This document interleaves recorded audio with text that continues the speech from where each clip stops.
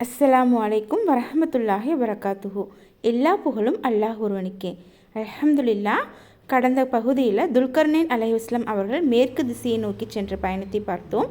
அந்த பயணத்தில் நடந்த சம்பவத்தையும் அதை அல்லாஹு தஆலா திருக்குர்ஆனில் எப்படி விவரிக்கின்றான் என்பதையும் ஆயத்தாயத்தாக புரிந்து கொள்ள முயற்சி செய்தோம். நம்ம எல்லாரும் திருக்குர்ஆனை ஓதுறோம், அல்ஹம்துலில்லாஹ். ஆனால் ஒரு நிமிடம் யோசித்து பாருங்கள், நமக்கு ஒரு அன்பானவர் ஒரு கடிதம் எழுதி கொடுத்தால் அதை வெறுமென வாசிச்சுட்டு வைத்துடுவோமா? இல்லை அதில் என்ன சொல்லியிருக்காங்க, ஏன் சொல்லியிருக்காங்க, நமக்காக என்ன செய்தி இருக்குது என்று ஒவ்வொரு வரியையும் புரிந்து கொள்ள முயற்சி செய்வோமா? கண்டிப்பாக புரிந்து கொள்ளத்தான் முயற்சி செய்வோம். அப்படி இருக்கும்போது நம்மை படைத்த அல்லாஹ்வின் வார்த்தைகளான திருக்குர்ஆனை வெறுமென ஓதிவிட்டு போவது மட்டும் போதுமா? அதில் அல்லாஹ் தஆலா நமக்கு சொல்ல வருவது என்ன? ஒரு சம்பவத்தை ஏன் குறிப்பிடுகிறான்? அதிலிருந்து நாம் என்ன கற்றுக்கொள்ள வேண்டும் என்று சிந்தித்து ஓதும் போதுதான் குர்ஆனுடன் நம்முடைய தொடர்பு இன்னும் அழகாக மாறும். அதனால்தான் இந்த தொடரில் ஒவ்வொரு சம்பவத்தையும் முதலில் சுருக்கமாக பார்த்துவிட்டு பிறகு அந்த சம்பவத்தை பற்றிய திருக்குர்ஆனின் ஆயத்துக்களின் தமிழ் பொருளையும் அதிலிருந்து நமக்கு கிடைக்கும் படிப்பினைகளையும் சேர்த்து புரிந்து கொண்டு வருகிறோம். இன்றைய பதிவில் துல்கர்னைன் அலைஹிஸ்ஸலாம் அவர்களின் அடுத்த பயணத்தை பார்க்க போகிறோம். கடந்த முறை அவர் மேற்கு திசையை அடைந்தார். இந்த முறை அவர் கிழக்கு திசையை நோக்கி பயணிக்கிறார். முதலில் அந்த சம்பவத்தை சுருக்கமாக பார்ப்போம். மேற்கு பயணம் முடிந்த பிறகு துல்கர்னைன் அலைஹிஸ்ஸலாம் அவர்கள் தன்னுடைய பயணத்தை அங்கேயே நிறுத்தவில்லை.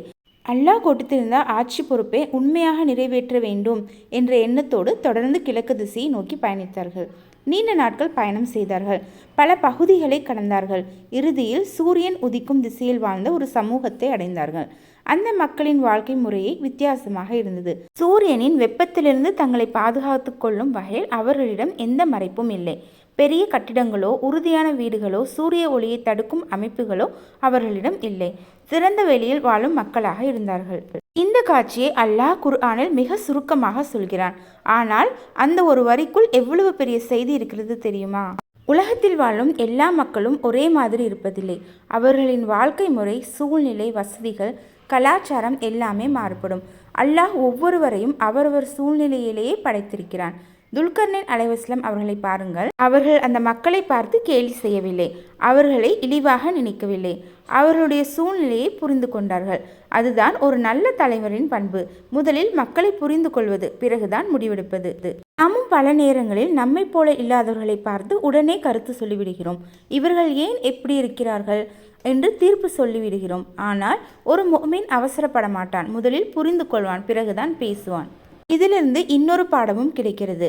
அல்லாஹ்வின் அறிவுக்கு எதுவும் அறிவில்லை. உலகத்தின் மேற்கு கோடியிலோ கிழக்கு கோடியிலோ யார் வாழ்கிறார்கள், எப்படி வாழ்கிறார்கள், அவர்களின் நிலை என்ன என்று அனைத்தும் அல்லாஹ்வுக்கு தெரியும். அதனால்தான் சம்பவத்தையும் அல்லாஹ் குர்ஆனில் பதிவு செய்திருக்கிறான். அல்ஹம்துலில்லாஹ். இப்போது இந்த சம்பவத்தை சுருக்கமாக பார்த்தோம். இனி இந்த பயணத்தை பற்றி அல்லாஹ் தஆலா குர்ஆனில் எப்படி கூறுகிறான் என்பதை ஒவ்வொரு ஆயத்தின் தமிழ் பொருளையும் அந்த ஆயத்தில் அல்லாஹ் தஆலா நமக்கு கற்றுத்தரும் படிப்பினைகளையும் ஒன்றன் பின் ஒன்றாக அறிந்து கொள்வோம். வாருங்கள், முதல் ஆயத்திலிருந்து ஆரம்பிப்போம் இன்ஷா அல்லாஹ். துல்கர்னைன் அலைஹிஸ்ஸலாம் அவர்களின் கிழக்கு பயணத்தை பற்றிய பகுதி மிக குறுகியது. அது சூரத்துல் கஹஃப் 18வது அத்தியாயம் 90-91 ஆகிய 2 ஆயத்துக்கள் மட்டுமே உள்ளது. அதனால் 2 ஆயத்துக்களுக்கும் தமிழ் பொருள் மற்றும் விளக்கத்தை பார்ப்போம். ஆயத்து 90 தமிழ் பொருள். இறுதியில் அவர் சூரியன் உதிக்கும் இடத்தை அடைந்தபோது சூரியன் ஒரு சமூகத்தின் மீது உதிப்பதை கண்டார். அவர்களுக்கு சூரியனிலிருந்து பாதுகாக்கும் எந்த மறைப்பையும் நாம் ஏற்படுத்தவில்லை. இதனுடைய விளக்கம் என்னவென்றால், இந்த ஆயத்தில் அல்லாஹு தஆலா துல்கர்னைன் அலைஹிஸ்ஸலாம் அவர்கள் கிழக்கு திசையில் ஒரு சமூகத்தை சந்தித்ததை சொல்கிறான்.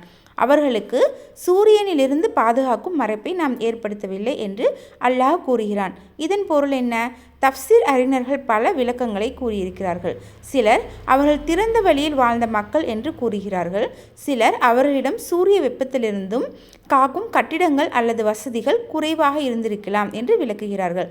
ஆனால் குர்ஆன் உறுதியாக சொல்வது இதுதான்: அந்த மக்களின் வாழ்க்கை முறை மற்றவர்களை விட வித்தியாசமாக இருந்தது.